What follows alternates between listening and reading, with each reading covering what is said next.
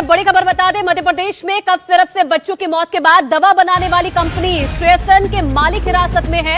MP police ने चेन्नई से इन्हें हिरासत में लिया है। ये बड़ी खबर इस वक्त आपको बता दें जो सामने आ रही है, जहां मध्य प्रदेश में कफ सिरप से बच्चों की मौत के बाद दवा बनाने वाली कंपनी श्रेयसन के मालिक को मध्य प्रदेश पुलिस ने चेन्नई से हिरासत में लिया है। अनुराग द्वारी हमारे सहयोगी अधिक जानकारी साझा करने के लिए फोन लाइन पर जुड़ रहे हैं। अनुराग, क्या कुछ जानकारी इस वक्त सामने आ रही है?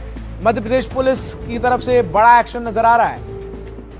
बिल्कुल, 6 लोगों की एक टीम थी जिसको जो डीएसपी परासिया हैं वो लीड कर रहे थे। इस टीम में ड्रग इंस्पेक्टर भी थे, इस टीम में महिला पुलिसकर्मी भी थी, इस टीम में साइबर एक्सपर्ट भी थे। ये लोग 5 तारीख को ही चेन्नई पहुंच गए थे और थोड़ी देर के मूवमेंट के बाद कुछ सीसीटीवी में जब देखा गया श्रेयसन कंपनी के मालिक को, और उसके बाद फिर उनके फ्लैट के पास से ही गिरफ्तारी हुई है।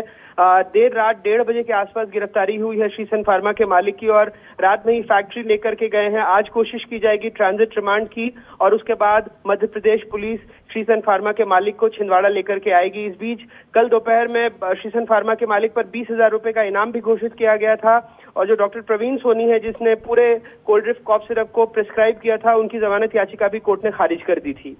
बहुत शुक्रिया आपका अनुराग, हमारे साथ जुड़कर तमाम जानकारी दर्शकों तक पहुंचाने के लिए।